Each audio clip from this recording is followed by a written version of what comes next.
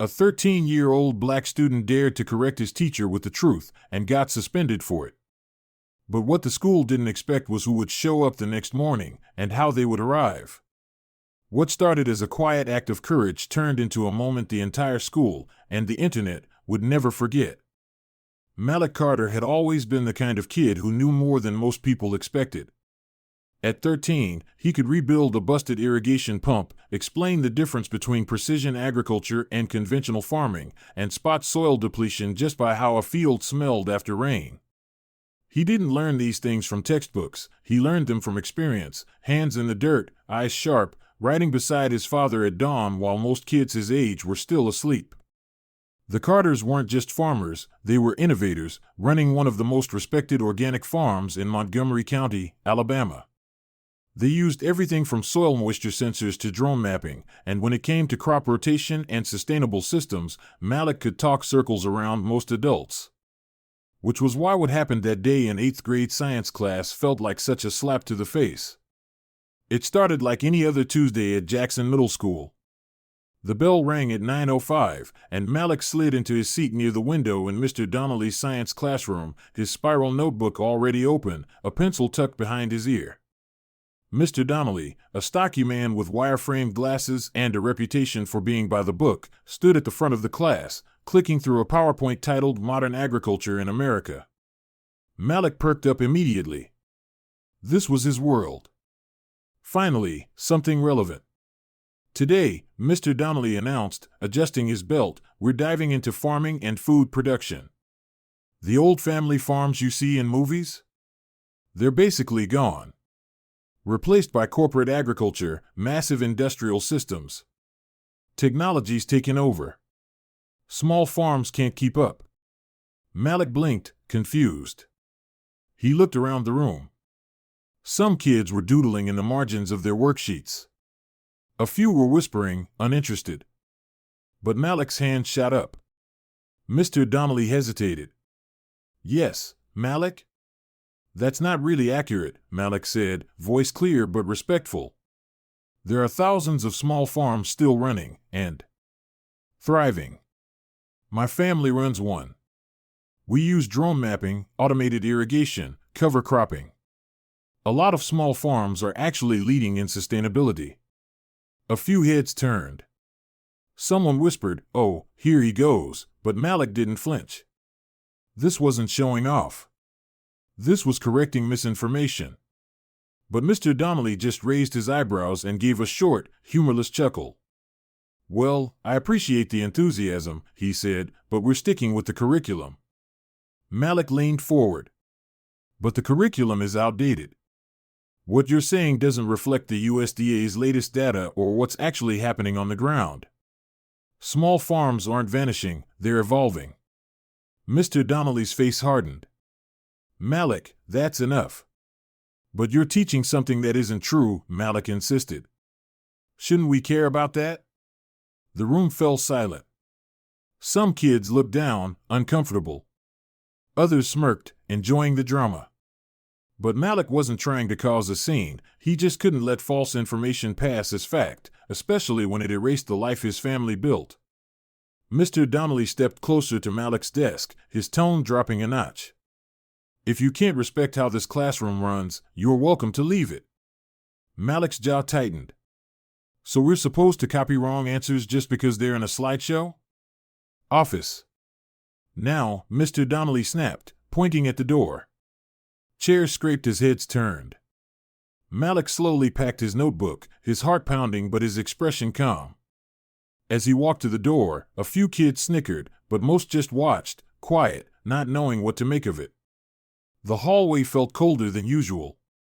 At the main office, the secretary barely glanced up. Go sit. Principal O'Neill will call you in. Malik sat in the wooden chair, bouncing his knee, trying to breathe. His palms were sweating. He wasn't a troublemaker. He wasn't defiant. He was a kid who spoke the truth, and now he was being punished for it. 10 minutes later, the door creaked open and Principal Karen O'Neill, a sharp-featured woman with a tight bun and a tighter smile, waved him inside. Her office smelled like air freshener and copy paper. Malik, she said, folding her hands. Mr. Donnelly called. Said you were disrupting class. I wasn't disrupting, Malik replied, trying to keep his voice even. He said something wrong. I corrected it. That's not disrespectful, it's responsible. O'Neill sighed like she'd heard this excuse 100 times. You can't challenge the lesson during instruction time. That's not how school works. Malik sat up straighter. But isn't that how learning works? What if the information's wrong? Then you bring it up after class, she said, already scribbling a note. But calling out your teacher like that, there have to be consequences. You're suspended for the day. We'll revisit tomorrow. Malik stared at her. You're suspending me for telling the truth? I'm suspending you for being disruptive. The word stung, but Malik didn't argue. He knew it wouldn't matter. He walked out with his backpack hanging heavy on his shoulder. The secretary had already called his mother. 20 minutes later, his mom's SUV pulled into the front loop. Malik climbed in quietly. She didn't speak for the first few blocks, but he could feel the tension rolling off her like heat from an engine. Finally, she said, You want to explain why I had to leave work today? I told the truth, Malik muttered, staring out the window. The teacher lied. I corrected him. She shook her head. You couldn't do that after class? He laughed at me, Malik snapped, voice rising. Like I didn't know anything. Like what we do on the farm is a joke. His mother didn't say anything after that. But the silence said plenty. When they pulled into the driveway of their ranch-style home at the edge of town, the screen door creaked open before they'd even parked. Jared Carter, Malik's father, stood with arms crossed, the sun glinting off the sweat on his brow. He'd been working the field since sunrise. What happened? He asked, voice steady. Malik climbed out of the car, shoulders slumped. His mom explained. Jared's eyes didn't blink. When she finished, he exhaled through his nose. They suspended you for knowing the answer? Malik nodded. They didn't want to hear it. Jared's jaw tightened. So we punish knowledge now? Apparently, Malik said. I didn't even yell. I just told the truth. Jared was quiet for a long moment. Then he said, I'll talk to them. But before he could take another step, another voice cut in from the porch. No, the voice said, firm and deep. They turned to see Luther Carter step into view. Malik's grandfather. 6'4". Silver beard trimmed with military precision. His posture was straight as a flagpole, dressed in dark jeans and a button-up shirt tucked into his belt like he was still on duty. I'll handle it, Luther said. Jared hesitated. Dad, they disrespected my grandson, Luther growled, not raising his voice but making the air seem heavier. They want to act like he's a problem because he knows the truth? Fine. But tomorrow morning, they're going to learn what a real problem looks like. Malik blinked. His grandfather didn't get involved in school matters. He barely spoke during holidays unless it was to offer grace before dinner. If Luther Carter was stepping in, this wasn't a school issue anymore. This was war. What are we gonna do? Malik asked. Luther smiled, a small, dangerous curl of the lip. We're going to remind them that truth doesn't come with permission slips. And just like that, the conversation was over. Malik stood on the front lawn, heart racing, unsure what his grandfather had planned, but certain of one thing: the next day at Jackson Middle School would not be business as usual. The next morning began like any other in Montgomery, Alabama: thick southern heat, the hum of cicadas, and the faint chime of the Jackson Middle School bell echoing across the field. But for everyone inside that building, it would be a morning they'd never forget. What none of them knew as they slung backpacks over shoulders and shuffled into classrooms was that truth wasn't just coming, it was about to land. Literally. Just 24 hours earlier, Malik Carter had walked out of the school office, suspended for the simple act of correcting his teacher with facts. Not disrespect, not disobedience, just the truth. And now, with his grandfather Luther Carter leading the charge, that truth was about to shake the system. The first sign that something was different came with the low, thunderous rumble that grew louder by the second. It was subtle at first, barely a murmur beneath the morning announcements, but by the time it turned into a full-on roar, windows were rattling and students were jumping out of their seats, racing to the glass. Teachers ran to the hallways. Phones came out. Mouths dropped open.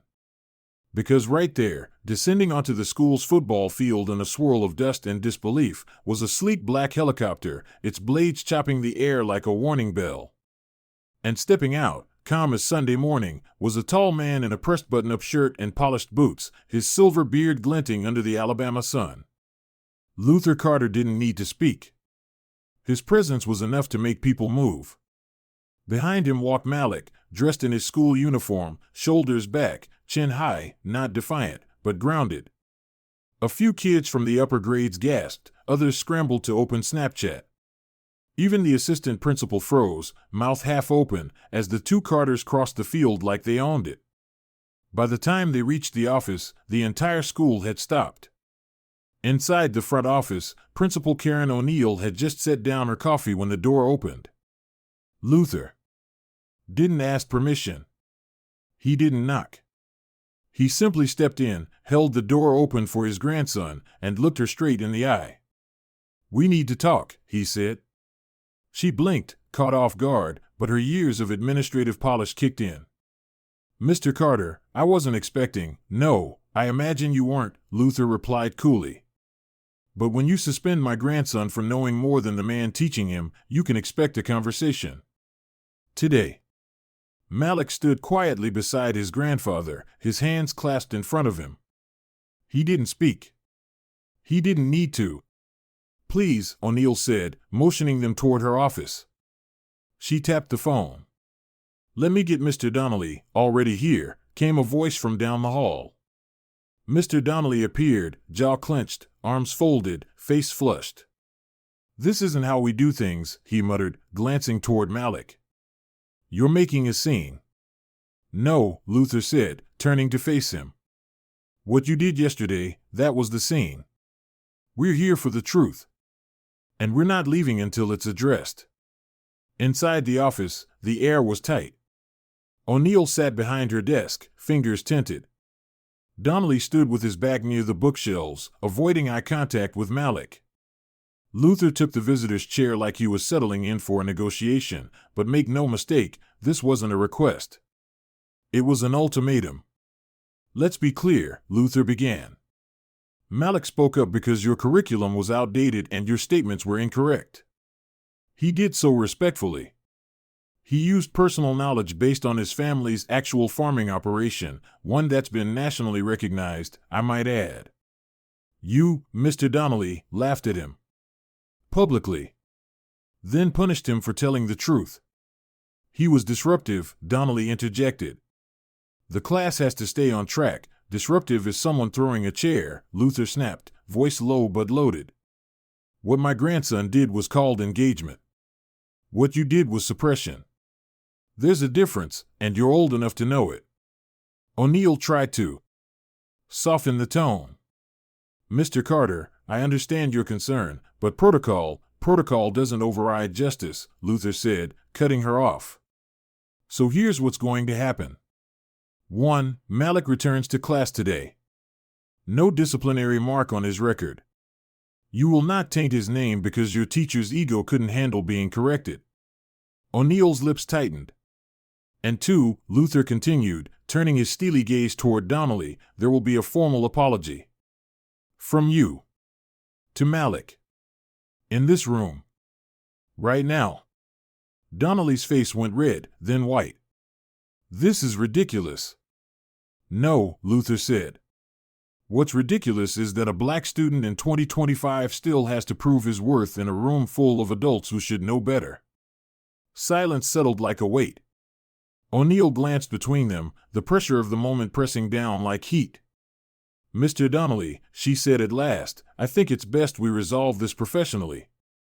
You may want to consider that an apology could prevent this from escalating further." Donnelly's jaw clenched. For a moment, it looked like he might walk out. But then he turned to Malik. His voice came out tight, forced. "I'm sorry," he said. "I should have handled the situation differently." "Say it like you mean it," Luther said. "You're a teacher. You can find the words." Donnelly inhaled sharply, then spoke again, slower this time. "Malik, I apologize. I should have listened when you shared your knowledge. And I was wrong to dismiss you the way I did." Malik didn't gloat. He didn't smile. He just nodded once. That was enough. Luther stood. "We'll be going now. My grandson has a class to attend." O'Neill rose too. "Mr. Carter, I want you to know this school supports student voices, then act like it," Luther said. And with that, he and Malik left the office. By the time they stepped back onto the field, half the school had seen the helicopter, the hallway whispers had become a roar, and Malik's name was everywhere. Some kids cheered. Some just stared. But everyone understood that something serious had gone down. Malik walked through the front doors like someone who belonged there, not because of a title, but because of the truth. And in a world that tried to make kids like him feel small, he had just shown everyone how big he really was. That afternoon, as the last period bell rang, students gathered on the field once more. Phones came out again. Because that black helicopter wasn't done. With the same slow, thunderous descent, it returned. Luther stood beside Malik at the edge of the field, one hand resting gently on his grandson's shoulder. As the blades kicked up dust, and students filmed from behind chain-link fences, Malik looked up at his grandfather. "You really didn't have to do all this," he said over the noise. Luther chuckled, adjusting his collar. "No, but sometimes you don't just speak the truth. You show it." As the door to the chopper opened, Malik climbed in behind his grandfather, the entire school watching. Some with awe. Some with shame. Some with respect they hadn't given him before. But either way, they were watching. And they would remember. Because justice doesn't always walk in with a shout. Sometimes it lands with a roar. When Malik Carter walked back into Jackson Middle School that afternoon, the roar of the helicopter still echoed through the hallways like a memory that refused to fade. Every student had seen it, some from their classroom windows, others from the cafeteria or the second-floor balcony overlooking the football field. The videos were already circling Instagram and TikTok, stitched with reactions, slow-motion edits, and dramatic music. But Malik didn't care about any of that. As he stepped into the science wing, flanked by his grandfather's shadow that still seemed to linger even after Luther had departed, he carried something much heavier than internet fame. He carried the weight of what it meant to speak up and be heard. The hallway was strangely quiet. Conversations paused when he passed by. Some kids looked at him with wide eyes, others nodded subtly, like they finally understood who he was. Not just the kid from the farm, not just the one who got suspended. Now, he was the one who stood his ground and had a grandfather bold enough to land on a school field like he was delivering a message from heaven. Malik turned the corner and approached room 213, Mr. Donnelly's science class. He paused for half a second, his hand hovering over the doorknob, before pushing it open. The classroom went dead silent. Heads turned. Mr. Donnelly froze mid-sentence, a dry erase marker suspended in his hand. Malik didn't say a word. He walked to his desk, dropped his backpack next to the chair, and sat down. He didn't need to look around to know everyone was watching. He could feel it, the tension, the curiosity, the quiet admiration. He opened his notebook like nothing had happened, even though everything had. Mr. Donnelly cleared his throat, then turned back to the board. His hand moved, but his voice didn't. For a second, it seemed like he might acknowledge the moment, say something about accountability, maybe even welcome Malik back. But nothing came. Just the faint squeak of the marker against the board and the soft hum of the ceiling fan overhead. The lesson resumed, but the dynamic had shifted. Every kid in that room felt it. And so did Mr. Donnelly. He didn't dare meet Malik's eyes. Not once. When class ended, the bell rang like a jolt to the system. Chairs scraped, papers shuffled, and students filed out with sideways glances toward Malik, some in awe, some in thought, none in mockery. Not anymore. Malik remained in his seat, organizing his notes with slow precision. As the last student left, Mr. Donnelly turned and hesitated. "Malik," he said, voice low. Malik looked up.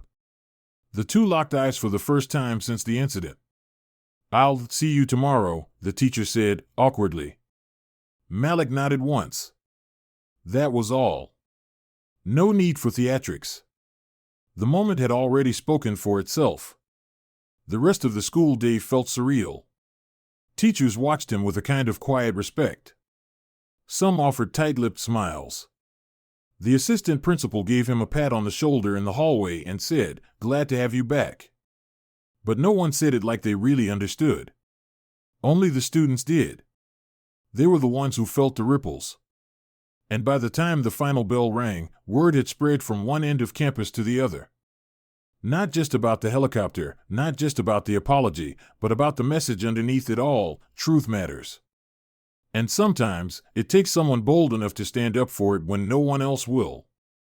That afternoon, as Malik stepped outside with the sun casting long shadows across the pavement, the helicopter was already waiting. It hovered just past the bleachers on the field, its blades spinning slow and steady like a heartbeat. Students poured out of the building, stopping in their tracks as they caught sight of it. This wasn't a stunt.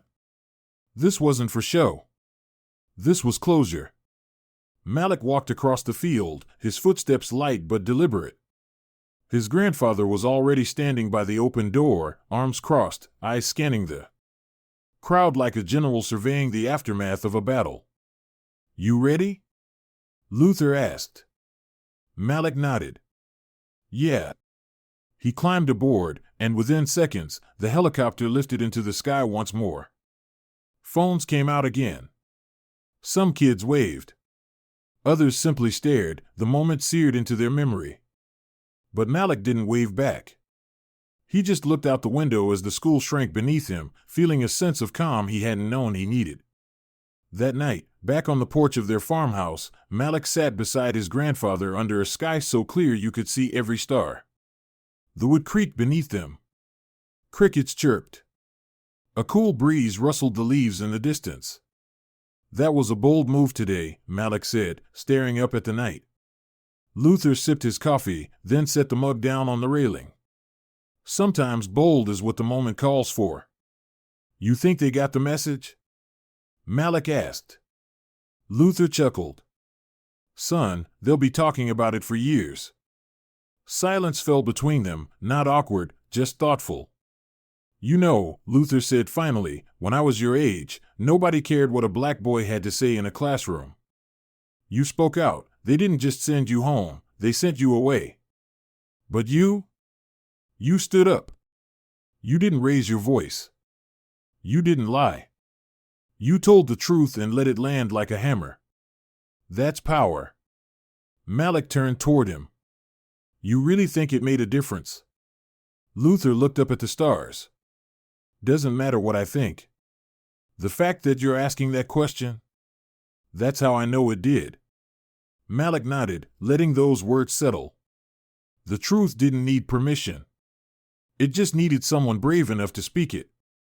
And sometimes, it needed someone strong enough to back it up. That night, as Malik lay in bed, the events of the past 2 days played through his mind like scenes from a movie. The classroom. The principal's office. The helicopter. His grandfather's calm voice cutting through the tension like a blade. He didn't feel like a hero. He didn't feel famous. He just felt like someone who finally got heard. And maybe, just maybe, someone else in that school would speak up next time too. Because when the truth is told loud enough, it echoes. And when one person dares to rise, others will follow. Malik Carter had walked into school as just another kid from a farm. He walked out as something more. Not because of what he said, but because he refused to stay silent. And in a world that often tries to quiet voices like his, that choice mattered more than anything. Thank you for staying with us through this powerful story. As the author, I want to take a moment to reflect on what Malik Carter's journey truly teaches us, not just as a narrative, but as a mirror to the world we live in. Malik didn't set out to be a symbol. He didn't walk into that classroom with a plan to challenge the system. He simply did what so many are afraid to do: he told the truth. And for that, he was silenced, dismissed, and punished. But what could have been a moment of defeat became a turning point. Not because someone handed him justice, but because his family stood behind him. Because his grandfather refused to let the system sweep it under the rug. And because Malik held onto his integrity even when the odds were stacked against him. This story reminds us that speaking the truth is not always easy.